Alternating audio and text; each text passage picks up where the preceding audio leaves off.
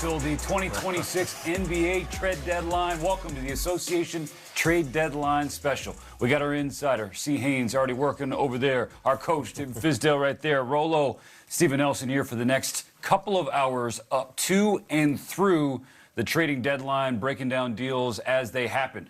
And it's not just us getting ready for it. It's the whole association family. Oh, yeah. Because when deals come down, we've got a magic button right here. And all I got to do is push one of this. Oh, I like it. Yeah. Okay. And so that lets the people, it doesn't matter how big or small the trade is. Are you the sole proprietor of that? No, our ace in the back, Cesar Fernandez, has one too. I was just going to say, make sure you keep it away from big fella. I'm very young. We got to keep it away. He wants one himself. Rolo? Hey, C. Haynes, you got anything cooking right now? I guess I could say, not trade related, but the Denver Nuggets, sources inform me, will convert Spencer Jones from a two-way contract to a standard contract. He's a rookie who's played phenomenal this season. No, you can't. Don't press the button. It's not a trade. Press the button. But he's played phenomenal this season. The Nuggets had to trade somebody to make room to get a spot for him to get a standard contract. So congratulations to Spencer. Yeah, that's great. He has been playing well. There's already been a handful of trades on this deadline day, but we've also seen a lot of activity last weekend through this week so far. It looks like teams are trying to get things done early. I like it. There's some teams making some moves that's to improve their roster, to try to get in the thick of things. I always look at who didn't make a move. I'm always interested in that and seeing who didn't decide to get out there and make any big moves. Obviously, the Bucks came out and said they're not doing anything, right? And so that's big news, right? Because everybody was waiting to see where Giannis was going to end up. And Giannis is staying in Milwaukee for the time being. And I know if I'm Milwaukee, I'm taking them to dinner. I'm courting them. We gotta make up. We gotta get this relationship together. Chris, we gotta get it back together. So. Chris, can you shed any light on the Giannis and Bucks situation as we sit here less than an hour before the trading deadline? Yeah. So the Bucks over the last few weeks, they have been in data collecting mode. That's what they were trying to do. They were listening, getting offers, and I think most teams and even most insiders always believe that the Bucks, if they were going to do something, was going to be over the offseason. But they wanted to gather as much intel as they could right now. They didn't find anything out there that was going to get them to, make a move or pull the trigger right now. So they're going to punt down the field, and we'll revisit in the offseason. And I was told Giannis is going to return back this season from his calf injury. He plans to play. And the Bucks still, they feel like they have enough to make a playoff push. Yeah, I don't agree with that part. Yeah, hey, don't shoot the messenger. Don't shoot the messenger. Rolo, what were you going to say? Punt down the field is a football term, an American football term. This is true, yeah. It has been a week getting ready for a game with regards to American football, but the NBA trade deadline has been stealing the headlines throughout this week. Coach, what do you feel like is the best solution?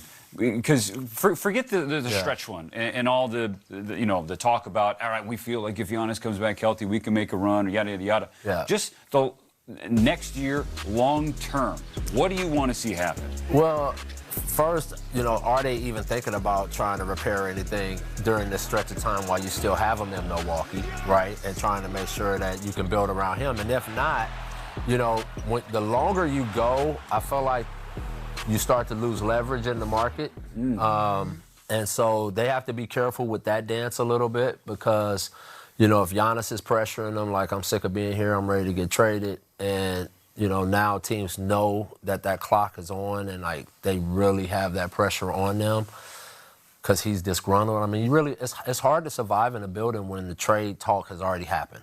That it's already been out there that you're getting traded or you're going to be a guy you've been in those buildings with teammates. Yes. Coming back to the team is not like, oh, let's go. No, it's awesome. irreparable. Yeah, and so, It's going to be interesting to see that. It's going to be interesting to see what they can get for him. I obviously think he's a huge value. If you're going to trade him, you got to be asking for a lot, especially with what you've seen from other teams and how the market is right now.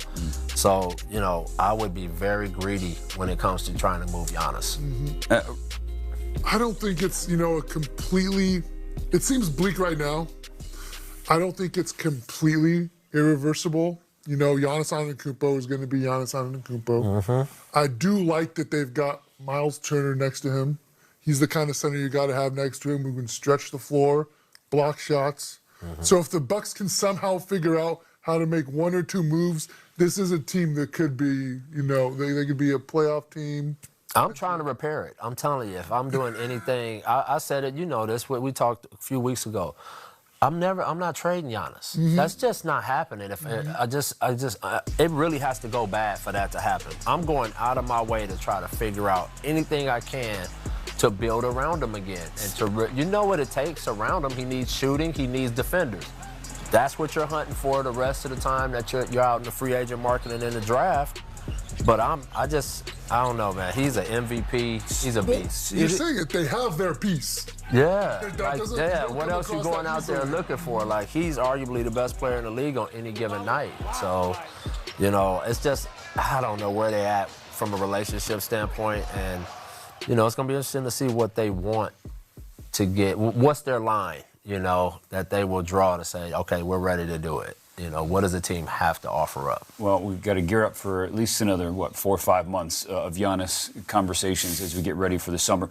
We speculated, you know, Wednesday night whether the return would be greater now before the deadline or wait into the offseason when, you know, the Knicks, for example, can add a couple draft assets at a certain point, whether the Lakers at that point, they make a determination. They push the chips all in. So what we do know right now is that as we count down to the deadline, about 52 minutes, we're not expecting Rolo to jump over and press his button for Giannis Antetokounmpo.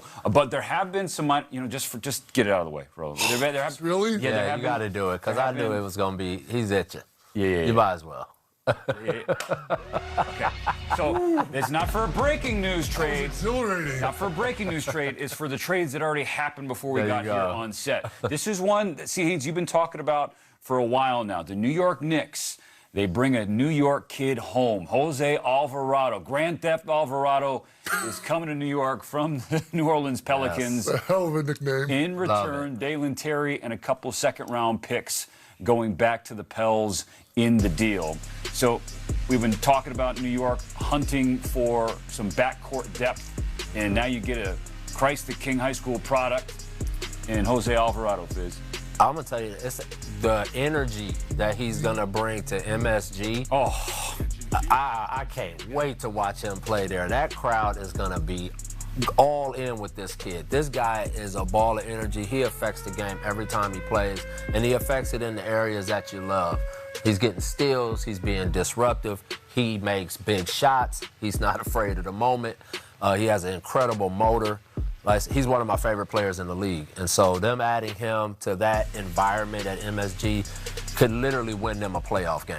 Like, honestly, he has that kind of impact just from an energy standpoint. And you look back at that lull they had a few weeks back, he's the kind of player where you insert him in the lineup, that's not going to happen. Spark plug, right? So, Fizz, there was a report that came out today that Deuce McBride is going to have sports hernia surgery, and that could keep him out until the postseason. Yeah. So that's another, you know, layer to a move like this. It's that, but I still think it's what he just said.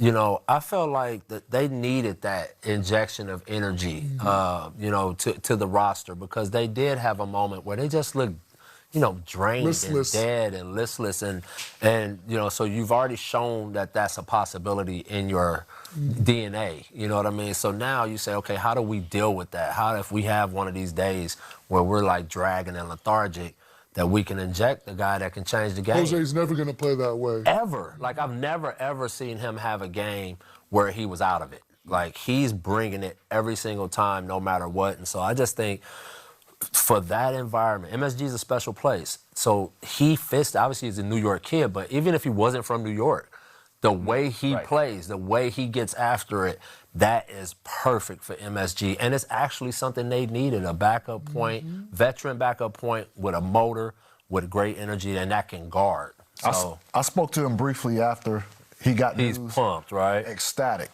Ecstatic. Going home, get the chance to go home, play for a team that's contending for a championship. And I agree. I echo everything you guys said. Like, he's that energy, he's that spark that they need, and a point of attack defender that they've been missing most of the season. He will be mayor of the Puerto Rican Day Parade as well down Main Street. I guarantee you that. That's right. Some of our Puerto Ricans out there, for sure.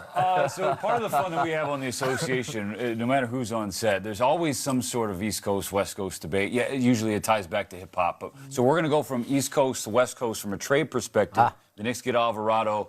How about the Lakers? They've had some needs. Shooting has been a need. Bench scoring has been a need. Well, they go out and get Luke Kennard, Gabe Vincent, and a second-round pick in 2032 going to Atlanta for the lefty sharpshooter in Kennard, who right now is leading the NBA in three-point percentage at 49.7% from downtown. Jeebus. Yeah, it's his career best, and his career mark isn't too shabby either. A tick above 44% from three. What would that be all time? Caesar's on it, but Fizz, this is certainly a skill set that the Lakers need. Yeah, but shooting's only as good as it can be on the floor, right? And so we're talking about the biggest weakness I've been saying all year that the Lakers have was not their shooting, it was their feet. So they just added another guy that somebody's gonna go, oh, Luke Kennard, come on up here. Come on up to the top. Let's see if you can guard this pick and roll. Let's put you against Shea. Let's put you against all these guys. You know that's the truth. Luka's that way. Now they got Kennard. The Lakers have a foot speed problem, lateral foot speed. And I've been saying that every show.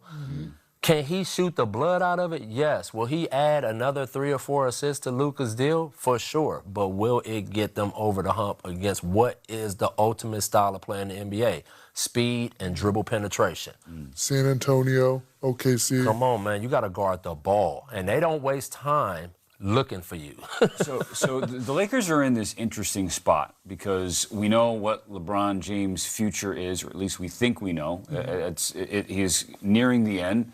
He's going to be a free agent, right? There's going to be a lot of talk in the summer. And so you're getting ready for the next year of Lakers basketball with Luka Doncic. But you can also say that right now, Luka, LeBron, Austin Reeves, are you going to get a trio better than that in the near future around Luka Doncic? That's a question. Right. Maybe the answer is yes, but we don't know right now. So do you step in now or do you wait till the summer? So we'll see if C. Haynes has anything on that. But we have right now. They say hit the button. All right, what we got? This is going to be fun today. We don't know. We're finding out live. As C. Haynes is tweeting over there. The Clippers are trading Ivica Zubac to the Indiana Pacers. You know, I don't like getting information from a person that's sitting right next to me through the TV back. Like, what the heck? You should be president in real life, right? I mean, that is true. Like, are you kidding me? I'm still trying to figure out. I'm still trying to get information What's coming on back? What's coming back? Yep. Yes. What's coming back? That's why C. Haynes is in that far chair. Easy exit. If he needs to go make a phone call, take a phone call. Clips are making some moves. Certainly are. Those are, you think Harden and now Zubac, and they were playing at a high level. It's interesting. I mean, like you're cruising along at 200 miles an hour, 17-4, and then the locker room and the staff gets word, hey, this James Harden thing is real. He's probably gonna have to find a way out. They get smacked by Philly that night. Trade happens, and then they get blown out again in their second game. Darius Garland, of course, has not yet played, and now Ivica Zubac going to Indiana. Obviously been a terrible year for the Pacers. Injuries have had a major part in that. Pascal Siakam is just at the franchise on his back. Yep. Tyrese Halliburton trying to rehab and recover from the Achilles tear. So then you forecast down the line now, adding Zubac to Siakam and Hallie, Nembhard, and some of the other pieces that they have there. I like that.